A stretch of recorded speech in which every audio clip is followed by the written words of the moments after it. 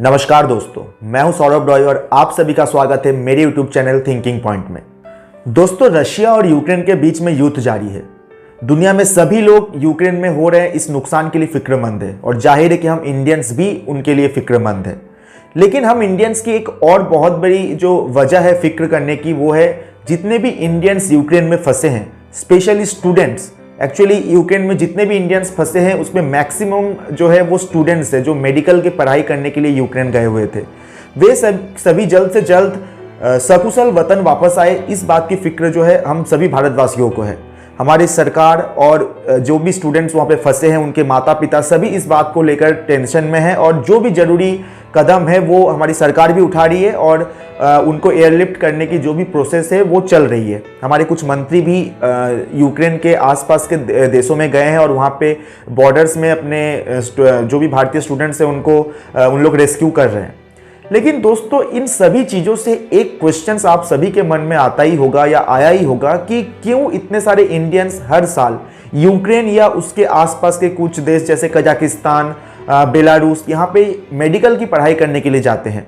इतने सारे हर साल कम से कम 10 से 15 हज़ार स्टूडेंट्स सिर्फ और सिर्फ यूक्रेन और कजाकिस्तान ये सब में मेडिकल की पढ़ाई करने के लिए जाते हैं। तो आपके मन में ये सवाल जरूर आया होगा, क्यों इतने सारे स्टूडेंट्स इंडिया को छोड़ के वहाँ पे मेडिकल की पढ़ाई करने जाते हैं।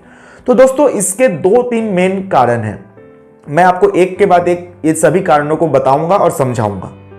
दोस्तों, सबसे पहले आपको बता दूं कि अगर इंडिया में कोई MBBS करना चाहता है तो उसे एक एग्जाम क्लियर करना पड़ता है, एक एंट्रेंस टेस्ट क्लियर करना पड़ता है जिसे नीट जिसको कहा जाता है। इसका फुल फॉर्म है national eligibility cum entrance test. दोस्तों, तो पूरे इंडिया में मेडिकल स्टूडेंट्स के लिए मेडिकल सीट जो अवेलेबल है वो अराउंड 88,000 to 90,000 सीट अवेलेबल है, including private and government seat. इसमें से 88,000 सीट्स में से अब आधा या उससे थोड़ा सा ज़्यादा आप मान लीजिए अराउंड 40 to 44,000 सीट जो है गवर्नमेंट कॉलेजों में है और बाकी के जो सीट्स है वो प्राइवेट इंस्टीट्यूशंस में है। अब दोस्तों, अगर मैं 2021 की बात करूं तो 2021 में अराउंड 16 लाख स्टूडेंट्स ने नीट का एग्ज़ाम दिया था। आप समझ सकते हैं कि 16 लाख स्टूडेंट्स ने नीट का एग्ज़ाम दिया था और हमारे इंडिया में जो सीट है नीट मेडिकल स्टूडेंट्स के लिए वो अराउंड 88 to 90,000 सीट्स है। मतलब कि एक तरह से देखा जाए तो 10% भी नहीं है। जितने बच्चे एंट्रेंस एग्जाम देते हैं उसके कंपैरिजन में 10% भी सीट इंडिया में अवेलेबल नहीं है। अब मैं बात करता हूँ फीस स्ट्रक्चर की। इंडिया में अगर आपको गवर्नमेंट कॉलेजों में दाखिला मिल गया, गवर्नमेंट कॉलेजों में आपको एडमिशन मिल गया, तो वहाँ पे per year 2 to 3 lakh per year fees होता है एक मेडिकल का पढ़ाई करने के लिए। लेकिन अगर आपको गवर्नमेंट कॉलेजों में नहीं मिला दाखिला तो आपको प्राइवेट इंस्टीट्यूशंस में, और वहाँ पे इसका जो धंधा है ये बताने की बात नहीं, आप सभी को पता है कि वहाँ पे डोनेशंस का खेल बहुत, कालाबाजारी बहुत ज़्यादा चलता है। और अगर डोनेशंस को मैं हटा भी दूं तो भी एक प्राइवेट कॉलेज, इंडिया के नॉर्मल प्राइवेट कॉलेजों में मेडिकल पढ़ाई का खर्च है 15 से 20 लाख रुपए पर ईयर। और अगर कोई बहुत नामी कॉलेज है तो ये आपका 25 लाख तक भी जा सकता है पर ईयर। ये एक मेडिकल का पढ़ाई का खर्च है इंडिया में। अब हम बात कर रहे थे कि मैक्सिमम स्टूडेंट्स यूक्रेन में क्यों जाते हैं। तो दोस्तों, यूक्रेन, कजाकिस्तान, ये सब कंट्रीज में जो मेडिकल का जो पढ़ाई का जो खर्च है वो है आपका around 4 to 5 lakh rupees per year. मतलब 4 से 5 लाख रुपए पर ईयर का खर्च आता है यूक्रेन, कजाकिस्तान, बेलारूस, ये सब कंट्रीज में मेडिकल की पढ़ाई करने के लिए। मतलब कि जो यहाँ पे एक प्राइवेट कॉलेजों में जो एक अगर 20-25 लाख रुपए पर ईयर लग रहा है, उतने में एक बच्चा यूक्रेन में मेडिकल का डिग्री लेके आ सकता है। ये डिफरेंस है और इसीलिए मैक्सिमम स्टूडेंट, जो पहला जो कारण है जिसके कारण यूक्रेन या फिर कजाकिस्तान ये सब कंट्रीज में जाते हैं, वो है फीस स्ट्रक्चर। हमारे इंडिया में बहुत ज़्यादा कॉस्टली है फीस। दूसरा, हमारे इंडिया में जो है सीट अवेलेबिलिटी बहुत कम है, बहुत मतलब 10% भी नहीं है। जितने बच्चे एंट्रेंस एग्जाम के लिए बैठते हैं नीट के लिए, उसके कंपैरिजन में 10% भी सीट अवेलेबल नहीं है प्राइवेट एंड गवर्नमेंट सीट्स को मिला के। दूसरी बात दोस्तों, यूक्रेन में जो मेडिकल का जो पढ़ाई होता है वो पूरे वर्ल्ड में जो है एक्सेप्टेड होता है, पूरे वर्ल्ड में उसे मान्यता प्राप्त है। चाहे वो इंडियन मेडिकल काउंसिल हो, चाहे वर्ल्ड मेडिकल काउंसिल हो, चाहे यूरोपियन मेडिकल काउंसिल हो, हर जगह में यूक्रेन का जो डिग्री है वो मान्यता प्राप्त है, वहाँ पे मान्यता मिली हुई है। यूक्रेन के मेडिकल कॉलेजों के जो भी डिग्री बच्चे हासिल करते हैं उसको पूरे वर्ल्ड वाइड जो है एक्सेप्ट किया जाता है।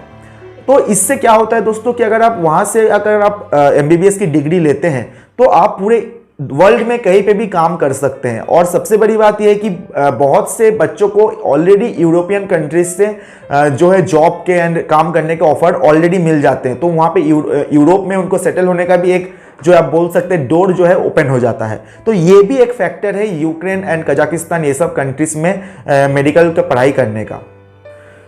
और एक पॉइंट जो बहुत इंपॉर्टेंट है कि जो यूक्रेन, कजाकिस्तान, बेलारूस, रशिया, यहाँ के जो मेडिकल का जो पढ़ाई होता है वो बहुत ही वहाँ का इंफ्रास्ट्रक्चर, मेडिकल इंफ्रास्ट्रक्चर बहुत ही ज़्यादा डेवलप्ड है और बहुत अच्छा, मतलब इंडिया में भी बहुत अच्छा ओबियसली एजुकेशन मिलता है बच्चों को। बट यूक्रेन, कजाकिस्तान और वहाँ पे भी कोई भी आप ये नहीं बोल सकते कॉम्प्रोमाइज़ नहीं किया जाता इसके मतलब वहाँ पे अगर कम फीस है तो ऐसा नहीं है कि वहाँ का एजुकेशन का जो स्तर है, जो लेवल है वो कम है। बिल्कुल भी वर्ल्ड क्लास फैसिलिटी मिलता है बच्चों को, वर्ल्ड क्लास एजुकेशन वहाँ पे प्रोवाइड किया जाता है।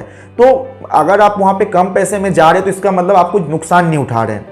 दोस्तों अब सवाल यह आता है कि वहाँ से पढ़े हुए जो बच्चे पढ़ के आ रहे हैं क्या उन्हें डायरेक्ट इंडिया में प्रैक्टिस करने के लिए मौका मिलता है? तो इसका जवाब है नहीं। जो भी बच्चे बाहर से, इंडिया के बाहर से मेडिकल की पढ़ाई करके इंडिया आते हैं उन्हें एक एग्ज़ाम क्लियर करना पड़ता है। एक्चुअली 2021 से पहले तक एक एग्ज़ाम होता था जो भी बाहर से पढ़ के आते थे, foreign medical graduation exam, FMG जिसे कहा जाता है, फॉरेन मेडिकल ग्रेजुएशन एग्जाम। ये एक एग्जाम होता था जिसे क्लियर करना होता था। जो भी बाहर से MBBS की डिग्री लेके आते थे उन्हें इंडिया में इस एग्जाम को क्लियर करना होता था, जो साल में 2 बार कंडक्ट किया जाता था इंडियन मेडिकल काउंसिल की तरफ से। अगर ये एक 300 मार्क्स का एक पेपर होता था और अगर आप इसके 50% मार्क्स भी अगर आप ला लेते थे तो आप एलिजिबल हो जाते थे इंडिया में प्रैक्टिस करने के लिए।